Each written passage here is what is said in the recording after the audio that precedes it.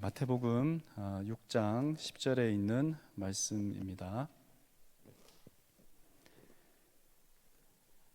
나라가 임하시오며 뜻이 하늘에서 이루어진 것 같이 땅에서도 이루어지이다.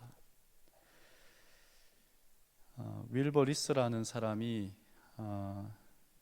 3달러치의 하나님이라는 시를 이렇게 썼습니다. 나는 주님의 작은 일부만을 사고 싶습니다. 내 영혼을 깨트리지 않을 정도만, 수면을 방해하지 않을 만큼만, 내 인생이 사로잡히지 않을 만큼만, 따뜻한 우유 한 잔만큼이면 됩니다. 내 죄책감을 조금 누그러뜨릴 만큼이면 나는 3,000원어치만 하나님을 사고 싶습니다. 호주머니에 넣을 만큼의 사랑이면 충분합니다. 흑인을 사랑하도록 만들 정도라면, 혹은 이민자들과 사탕물을 주우러 다니게 할 정도라면 곤란합니다. 내 마음을 바꾸지 않아도 될 정도만, 시간이 날 때 교회에 가고 싶은 마음이 들 정도만, 햇볕을 받으면 낮잠을 즐길 수 있을 정도면 됩니다. 나는 변화를 원하는 것이 아니라 황홀경을 원합니다. 다시 태어나는 것을 원하는 것이 아니라 모태에 머물러 온기를 즐기며 지내기를 원합니다. 나는 영혼의 한 금만 사서 종이 봉지에 담아들고 싶습니다. 그 이상을 사야 한다면 무르고 돈을 되돌려 받겠습니다.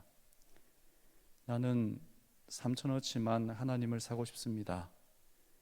제발 그중 일부는 굳은 날을 위해 숨겨두렵니다. 사람들이 알아차릴 정도로 내 안에 심한 변화가 일어나지 않도록, 어떤 책임도 느끼지 않을 만큼만, 사람들이 나를 보고 괜찮은 사람이라고 여길 정도만, 이렇게 3,000원어치만 하나님을 살 수는 없을까요? 제발. 어쩌면 우리의 마음을 어떤 숨겨져 있는 우리의 내면에 진실된 어떤 한 구석을 끄집어내는 듯한 소리가 여기 시에 있다고 생각합니다. 하나님의 존재를 무시하고 살 수는 없지만, 그러나 하나님에게 목덜미를 잡혀서 살기는 싫습니다. 하나님이 주시는 위로를 받고는 싶지만, 그러나 내 삶의 여러 가지 풍파와 또 고난 속에서 온전히 하나님께 붙들려 산다면 재미가 없을 것 같다는 생각을 하게 되는 것이죠. 그래서 오늘 주님의 기도 가운데 나라 임하옵시며 라고 하는 기도를 통하여 우리에게 필요한 기도와 우리가 나아가야 할 신앙의 방향이 무엇인지 좀 함께 살펴보고자 합니다. 제가 잘 아는 친구가 있습니다. 그 친구가 최근에 미국의 시민권을 얻었어요. 영주권을 얻었을 때도, 시민권 얻은 이 지금에도 그에게 대통령은 존 바이든 미국 대통령이 아니라 문재인, 이 한국의 대통령이 자기의 대통령이라고 이야기를 합니다. 미국 땅에 살면서, 또 미국에서 밥을 벌어 먹고 살면서, 그리고 시민권이 있음에도 불구하고 그의 마음 가운데 대통령은 한 사람이에요. 한국의 대통령입니다. 그래서 미국 시민권을 가지고 있으면서도 그는 한국 사람이라고 감히 이야기할 수 있습니다.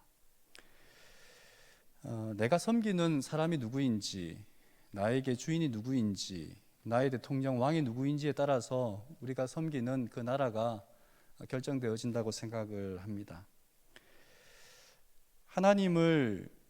나라를 살아가고 싶다, 혹은 하나님의 나라가 이 땅에 임하기를 원한다라고 하는 말은 다른 말로 바꾸어 말한다면, 하나님이 우리의 왕이라고 고백하고 있느냐, 하나님은 진정 나의 왕이냐라고 하는 질문에 대하여 대답할 수 있어야 한다는 말입니다.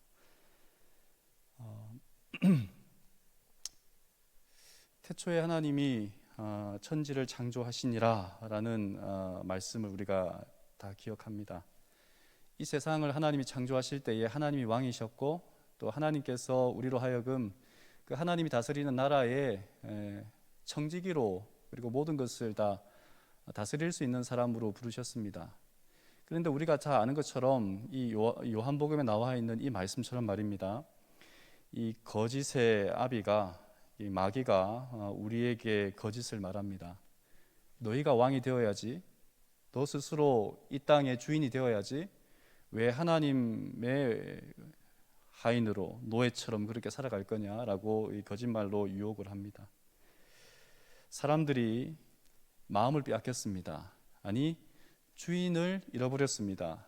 그러자 이 세상의 나라에서 다른 사람을, 다른 존재를 왕으로 섬기게 되는 그런 세상에 살고 있습니다. 우리가 일본에 의하여 나라를 빼앗겼을 때에 대한독립 만세를 불렀던 것은 단 한 가지입니다. 우리가 일본 천황을 우리의 왕으로 섬길 수 없다는 것이었습니다. 그런 시대에 살아가고 있던 이 사람들이 어쩌면 나라를 바꾼다는 말은, 다른 말로 말하면 뭐 영토가 바뀌고 뭐 여러 가지 것들이 있겠습니다만은, 나라가 바뀐다는 말은 왕이 바뀐다는 말입니다. 주인이 바뀐다는 말입니다. 그래서 왕시성을 가진 이 고려 왕조를 고려 말기 장수였던 이시성을 가진 이성계가 왕이 되었습니다. 고려에서 조선으로 바뀌었다는 것은 영토는 여전히 있는데 왕이 바뀌었다는 말입니다. 그래서 여러분, 하나님의 나라가 임하게 해달라라고 하는 이 말씀은 우리의 왕을 하나님으로 바꾸는 삶을 살아가자라고 하는 기도와 간청이 있다고 생각을 합니다. 예수님이 제자들에게 이 기도를 가르쳐주고 있을 그때에 이스라엘은 로마의 식민 지배를 당하고 있었습니다. 로마는 가는 길마다, 가는 곳마다, 점령하는 곳마다 길을 닦았습니다. 왜냐하면 군대가 들어가야 했고 말이 지나가야 했고 그것을 통하여 무력으로 다른 나라를 진압하기 위함이었습니다. 그래서 로마는 강한 나라였고 강한 군대가 있는 그런 곳이었죠. 그래서 그 시대에 나라라고 한다면 사람들이 원했던 것은 뭐냐면 강한 나라였어요. 힘 있는 나라였어요. 권세가 있는 곳이었어요. 이스라엘 사람들은 그런 나라를 원했어요. 이스라엘 사람들이 원한 하나님의 나라는 그런 나라였어요. 누구도 누구에게도 무시당하지 않는 나라, 누구도 괄시하지 않는 그런 나라였습니다.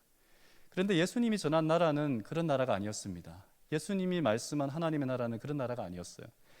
당연하다고 생각되는 그 시대에 예수님은 소송을 건 거죠. 그랬더니 사람들이 반발을 합니다.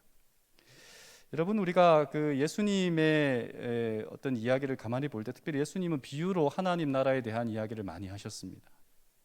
근데 예수님은 하나님 나라를 말할 때에 금은 보화가 가득한 힘과 권세와 그리고 모든 사람들을 굴복시킬 수 있는 그런 제국주의의 나라를 말하지 않으셨어요. 예수님의 첫 번째 설교는 하나님의 나라가 가까웠으니 회개하고 복음을 믿으라, 하나님을 믿으라라고 하는 것이 예수님의 첫 번째 설교였습니다. 그리고 예수님의 그 온통 가르침의 내용들은 하나님의 나라였는데, 그 비유를 보면 씨 뿌리는 자의 비유, 포도권 품꾼의 비유, 밭에 감추인 보화 비유, 탕자의 비유, 사실 이 모든 비유의 핵심 주제는 관통하는 것은 하나입니다. 하나님의 나라입니다. 천국에 대한 것입니다. 여러분, 우리가 그 한 성경절을 좀 살펴볼 때에 마태복음 13장 45절 46절에 있는 그 값진 진주의 비유에 대한 부분이 있습니다. 또 천국은 마치 좋은 진주를 구하는 장사와 같으니 극히 값진 진주 하나를 발견하며 가서 자기의 소유를 다 팔아 그 진주를 사느니라 라고 하는 이 비유 말입니다. 중심이 하나인 사람과 중심이 여러 사람인 사람이 있습니다. 여러분, 이렇게 가만히 보면 이 근심할 환자에 보면 중심을 나타내는 가운데 중자가 두 개. 그러니까 우리의 삶에 있어서 이렇게 중심이 하나가 되지 않고 여러 개로 나뉘게 될 때, 생각이 여러 개로 나뉘게 될 때, 그때 우리의 근심과 병과 그리고 재난과 이런 여러 가지 것들이 옵니다. 근데 여러분, 이렇게 중심이 하나인 사람, 중심이 하나로 모아지는 그런 사람에게 나타나는 것은 뭐냐면 충성, 진심, 참된 마음, 진실, 이런 것이 나타나는 사람인 거죠. 마이클 그레이비라는 사람이 있는데요, 이 사람의 특기는 뭐냐면 이 돌을 쌓는 겁니다. 이 돌을 쌓는데 어떤 분들은 이 돌을 쌓는 이 사진을 볼 때에 뭐 본드를 붙였거나 뭔가 다른 어떤 이물질을 가지고 이 돌들을 쌓았나 그러겠지만 그렇지 않고 그 돌의 중심을 잡아서 하나하나 차곡차곡 쌓은 거예요. 자연산입니다.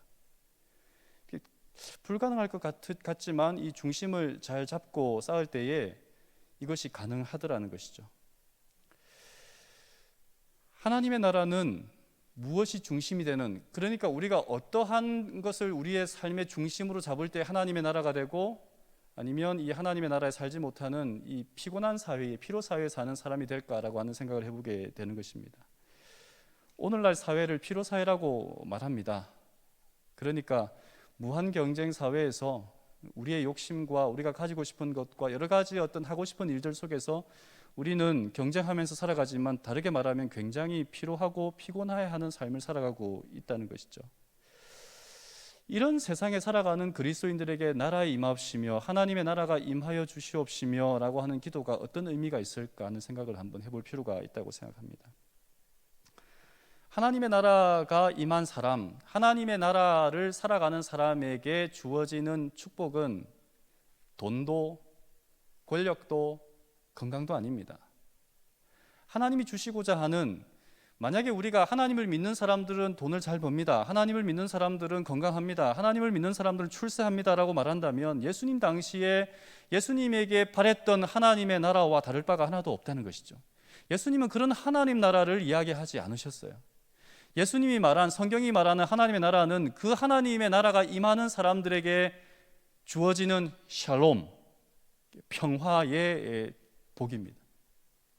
그러니까 마음이 여러 개로 나뉘어져 있는 하나님의 나라라고 하는 것은 뭐냐면, 나라는 왕이 누구냐에 의하여 결정되어지는 것이라면, 하나님의 나라는 우리의 마음 가운데 누가 내 삶의 주인이냐라고 하는 것에 의하여 결정되어지는 것입니다. 하나님이 내 삶의 주인이 되어지는 나라는 그 가운데 뭐가 있어요? 샬롬이 있습니다. 만족이 있어요. 근데 여러분, 가만히 보면 저는 이 시편의 말씀을 읽을 때마다 참 상상이 되어지는 한 그림들이 있습니다. 여호와여, 내 마음이 교만하지 아니하고 내 눈이 오만하지 아니하오며 내가 큰 일과 감당하지 못할 놀라운 일을 하려고 힘쓰지 아니하나이다. 실로 내가 내 영혼으로 고요하고 평온하게 하기를 젖된 아이가 그의 어머니 품에 있음 같게 하였나니 내 영혼이 젖된 아이와 같도다. 엄마 품에서 젖을 다 먹고 난 아이의 표정을 여러분 기억하십니까? 세상 원하는 것이 없어요. 세상 근심이 없습니다. 그가 지금 어떤 상황에 처해 있는지 그것은 아무런 문제가 되지 않습니다. 그냥 엄마 품에 안겨서 가만히 자고 있는 그 아이에게는 그 세상이 천국입니다. 이 땅을 살아가면서 우리는 이미 하나님 나라에 살아가고 있는 사람이지만 아직 완전한 하나님 나라에 처해 있는 사람들은 아니에요. 그러다 보니까 수많은 문제와 어려움과 고난이 있습니다. 그런데 이미 우리는 하나님의 나라에 살아가고 있는 사람들이기 때문에, 하나님이 우리의 왕이라면 내가 죽을 병에 걸려도, 나에게 내 자식이 어려움에 닥쳐서 정말 어찌할 바를 몰라도 우리는 그 품에 안길 누가 있어요? 하나님이 있습니다.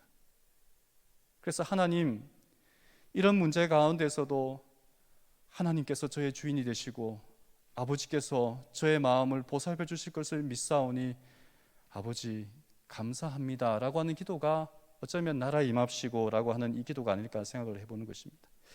하나님을 믿는다는 것은 우리가 어떠한 순간에라도 하나님은 우리를 사랑하시고 우리에게 가장 좋은 것을 허락하시며 하나님이 우리의 왕이 되신다는 것을 고백하는 삶에 있습니다. 그래서 여러분, 이 기도는 삶이 여러 가지 중심 가운데에서 하나님이라고 하는 한 가지를 통하여 우리의 삶이 정리되어지고, 이 땅의 무수한 문제들 가운데에서 여전히 해결되지 않는, 정말 우리가 완수할 수 없는, 끝낼 수 없는 숙제 가운데서 살아가지만, 그러나 그것 때문에 걱정하거나 염려하거나 그것 때문에 내 삶을 괴롭게 하는 일이 더 이상 없는 것이 나라에 임합시고라고 하는 기도를 드리는 사람들의 모습이지 않을까 하는 생각을 하는 것이죠.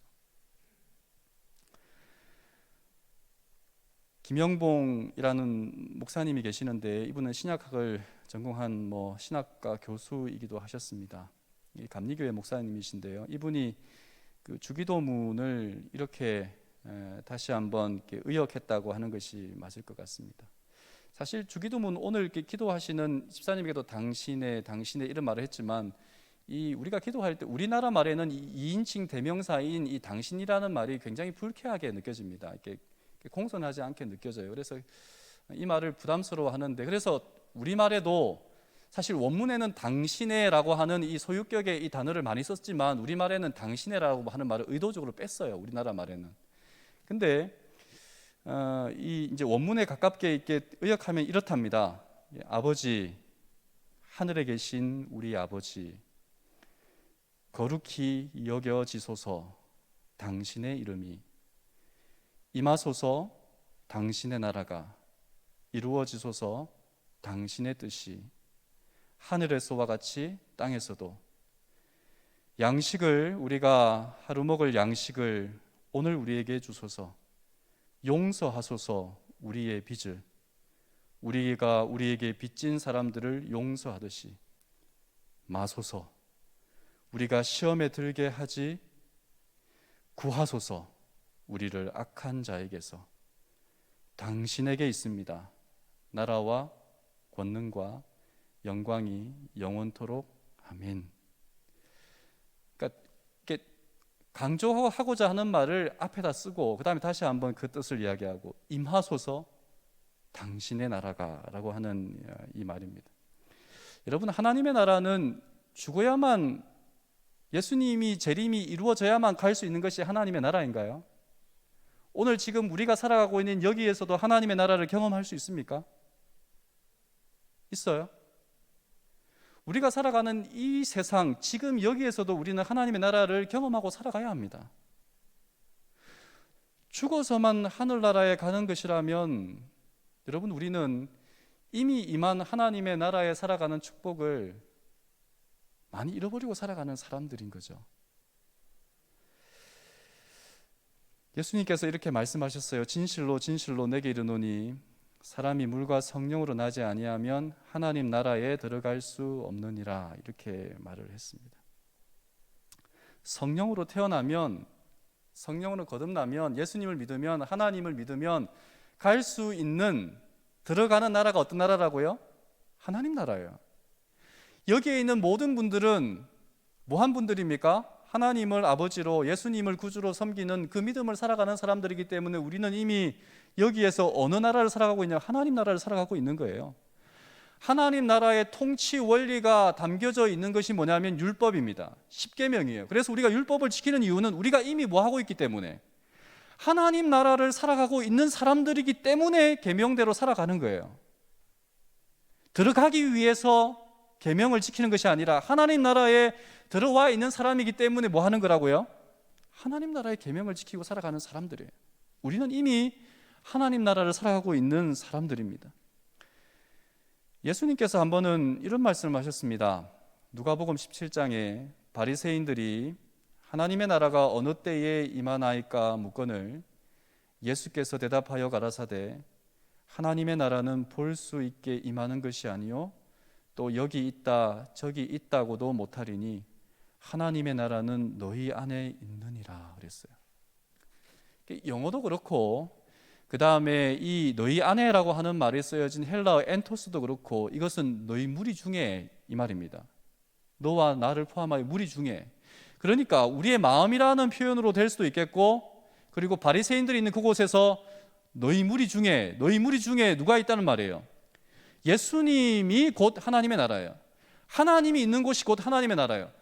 하나님이 왕이 되고 예수님이 함께하는 그 나라가 어떤 나라예요? 하나님의 나라예요. 그러면 오늘 이 땅을 살아가는 우리는 어떠한 사람들이 되어야 하냐면 하나님의 나라를 살아가고 있는 사람들이라고 자신할 수 있는 것이죠. 여러분, 그래서 그 찬미가 가운데에 이런 찬미가가 있습니다. 내 비록 산과 들이나 혹 초막 속에 거해도 내 주를 모신 곳이면 그곳이 천국 되도다. 내 주를 모신 곳이면, 내가 어느 곳에 살아간다 할지라도 하나님이 왕이시고 내가 하나님과 함께하고 예수님과 함께 동행하는 그 자리가 뭐라고요? 천국이라고요. 여러분, 천국을 살아가고 계시는데, 하나님의 나라를 살아가고 계시는데 행복하지 않습니까? 근데 우리는 우리가 이미 하나님의 나라를 살아가고 있다는 그 사실을 잊어버려요. 자꾸 그래서 괴롭고 힘들고 여러 가지 마음들 속에서 자꾸 근심하고 걱정하고 눈물 흘리면서 언제 하나님의 나라에 갈까라고 애원합니다. 이미 우리는 하나님의 나라에 살아가고 있는데도 말입니다. 여기에서 우리가 하나님과 함께 동행하는 하나님의 나라에 살아가고 있는 이 삶을 연습하다가 예수님이 재림하실 때에 완전한 하나님의 나라에 가게 되는 것이죠. 여기서는 세상과 하나님의 나라는 별개의 세상에 살아가다가 하나님의 죽어서 가는 것이 하나님의 나라가 아닙니다. 그래서 여러분, 출애굽한 이스라엘 백성들이 이집트를 나와서 광야를 지나갔어요. 40년 동안 광야를 지나고 그 다음에 가나안에 들어갔습니다. 자, 질문 하나 해보겠습니다. 광야가 행복했을까요? 가나안이 행복했을까요? 가만히 생각해보면 사람들은 가나안이 젖과 꿀이 흐르는 가나안 땅이 그렇게 행복했을 거라고 생각하지만 사실은 이스라엘 백성들이 돌아보았을 때도 언제가 행복했냐면요, 광야가 행복했어요. 광야는 오직 누구밖에 바라볼 수 없었어요? 하나님밖에 바라볼 수 없었어요. 하나님이 먹을 것을 내려주셔야 하는 곳이었고, 하나님이 바위를 터뜨려서 물을 내셔야 하는 곳이었고, 때로는 고기가 먹고 싶으면 메추라기를 내려주는 곳이어야 했고, 그리고 수많은 어떤 이민족의 침입으로부터 보호하는 것도 하나님의 보호하심이 있었고, 더울 때에는 구름 기둥으로, 추운 저녁에는 불 기둥으로 감싸주어야만 살아갈 수 있는 것이 하나님의 광야의 생활이었어요. 여러분, 가나안의 생애는 이제는 어떻게 보면 더 이상 만나도 없습니다. 더 이상 구름 기둥과 불 기둥이 없어요. 자기들이 수고하고 애쓰고 모든 것을 다 해야 하는 곳이었지만 그들이 더 이상 하나님을 바라볼 필요가 없으니까 그들이 누굴 바라봅니까? 바알을 바라봐요. 이방신을 바라봐요. 다른 사람을 바라봐요. 그러다 보니까 그들이 처해지고, 그리고 그들이 만난 것은 뭐냐면 고난과 핍박과 식민 지배와 자식들이 사로잡혀가는. 여러분 생각해 보면요, 우리는 뭔가 이렇게 환경적인 것이 어떤 좋은 장소에 가면 그것이 천국이라고 생각하지만 절대 그렇지 않습니다. 누가 있는 곳이, 누가 함께 하여야만 천국이 된다고요? 하나님이 함께 하시고 예수님이 내 마음속에, 내 가운데 함께 동행함을 느낄 때, 그때야 비로소 천국이, 하나님의 나라가 임하여진다면, 하나님의 나라가 임하여 주시옵소서라고 하는 기도에는 하나님, 이 땅에 살아가면서 저는 하나님의 나라를 살아가고 싶습니다. 이 땅의 고난 중에서, 건강이 어려운 가운데에서, 비록 가난하고 내 자식이 어려움을 당하고 있지만 그런 가운데서도 예수님, 하나님과 동행함으로 저는 하나님의 나라를 살아가고 싶습니다. 아버지, 내 마음의 주인이 되어주시고 내 마음속에 내 입의 고백이 오직 예수님 한 분으로 충분하다라고 말할 수 있는 사람이 되게 하여 주옵시고, 바울이 고백했던 것처럼 내가 어떠한 순간에라도 만족하며 자족하며 살아갈 수 있고 내게 능력 주시는 하나님 안에서 내가 행복하며 살아갈 수 있다고 고백하는 사람이 되게 하여 주시옵소서라고 하는 기도가 바로 나라 임하옵시며라고 하는 이 기도에 담겨 있다는 것이죠. 사실 천국이 임하려면 우리의 마음이 다스려져야 합니다. 예레미야에 이런 말씀이 있습니다. 17장 9절에 만물보다 거짓되고 심히 부패한 것은 마음이라. 누가 능히 이를 알리오마는. 러시아와 우크라이나가 전쟁터에서 여러 동족끼리 어떤 이렇게 비슷한 핏줄끼리 이렇게 살인 행위를 하고 있지만, 근데 세상에 가장 잔인한 전쟁터가 있다면 우리의 마음 속이 아니겠습니까? 하루에도 12번 상대방이 모르는데 나는 그 사람을 죽일 수 있어요. 하루에 12번 웃으면서도 나는 그 사람을 증오할 수 있어요. 그 사람을 위해 기도한다고 하지만 거짓말로 그 사람을 위할 수 있어요. 그것이 우리의 마음이에요. 그러니까 하나님의 나라가 임하여 주옵시고라고 하는 말은 또 다르게 말하면 내 마음이, 이 사악한 내 마음이 하나님 내 마음을 붙드셔서 오직 하나님이 주인 되시고 예수님께서 그렇게 원하시고 임하시고 바라셨던 그 나라가 내 마음 속에서 하나님 앞에 부끄러움 없는 삶을 살아갈 수 있도록 주님 오늘도 하나님의 나라의 백성으로 살아갈 수 있도록 인도하여 주시옵소서라고 하는 고백이 있다는 말이죠. 어린 왕자라고 하는 이 이야기는 너무나 잘 알지 않습니까? 생텍쥐페리의 어린 왕자를 보면 어린 왕자가 자기 별에 있을 때 늘 하던 일이 뭐냐면 이 화산 분화구에서 청소하는 일이었어요. 그 별이 너무 작았기 때문에 그 별이 너무 작은데 바오밥 나무의 씨가 계속 떨어져서 뿌리를 내리는 거예요. 바오밥 나무 이렇게 뭐 직접 본 적은 없습니다만은 우리가 이렇게 그 사진 같은 걸 보면 큰 나무 있잖아요. 큰 나무인데, 근데 이 바오밥 나무가 이렇게 씨앗이 내리고 뿌리를 내리고 자라면 그 작은 별이 막 이렇게 가득 차버리니까, 그래서 그 나무가 자라기 전에 계속 그 바오밥 나무의 그 뿌리가 내리기 전에 이렇게 뽑아내는 거예요. 여러분, 우리에게는 욕망이라고 하는, 질투심이라고 하는, 이기심이라고 하는, 성공이라고 하는 그런 분화구가 있습니다. 그래서 매일같이 우리는 하루를 기도할 때, 그리고 혹은 하루의 끝을 맺을 때에 이런 기도가 필요해요. 하나님, 내 욕망에, 내 나라, 내 욕망에, 그리고 내가 원하는 것을 하나님께서 원하시는 것이 무엇인지 맞추어서, 하나님께서 바라시는 것이 무엇인지 맞추어서, 하나님의 나라의 백성이 살아가는 것이 어떠한 것인지를 알아서 그 욕망과 이기심과 잿덩어리를 뭐하게 해달라고요? 뽑아낼 수 있도록 해달라고요. 누가 뽑아야 되는 거예요? 내가 뽑아야 되는 거예요. 하나님, 그러한 내 마음의 상태를 뽑아낼 수 있는 사람이 될 수 있도록 해 주십시오라고 하는 기도가 여기에 담겨져 있다는 거죠. 그래서 여러분, 데이비드 팀스라고 하는 사람은 당신의 나라가 임하시옵소서라고 하는 기도를 뒤집으면 이렇게 된다라고 이야기를 했습니다. 한번 같이 읽어볼까요? 내 나라가 끝나게 하소서. 당신의 나라가 임하여 주시옵소서라고 하는 기도를 거꾸로 말하면 내 나라가 끝나게 하여 주시옵소서. 하나님을 믿는다고 하면서 오늘 제가 서두에 읽었던 그처럼 3달러치, 오늘날로 한 4,000원 될까요? 4,000원어치만큼만 하나님 사고 싶습니다. 하나님을 잊고 살 수는 없으니, 하나님 없다고 말할 수는 없으니 그냥 조금만 내 마음의 위로가, 내가 살아가면서 양심의 가책을 받지만 그러나 그래도 어느 정도까지만 그렇게 하나님 그 나라에 살아가고 싶습니다라고 하는 것이 기도라면, 여러분, 어쩌면 하나님의 나라가 임하게 하여 주시옵소서라고 하는 기도는 내 나라, 내 욕심, 욕망, 이기심, 질투 모든 것 다 버리고 오직 하나님의 뜻이 무엇인지, 하나님께서 우리에게 원하시는 것이 무엇인지 그렇게 살아가고 싶습니다라고 하는 기도니까, 이 기도는 어떤 기도예요? 굉장히 위험한 기도입니다. 그죠? 우리가 기도하는 내용이 뭐예요? 하나님 잘 되게 해주세요.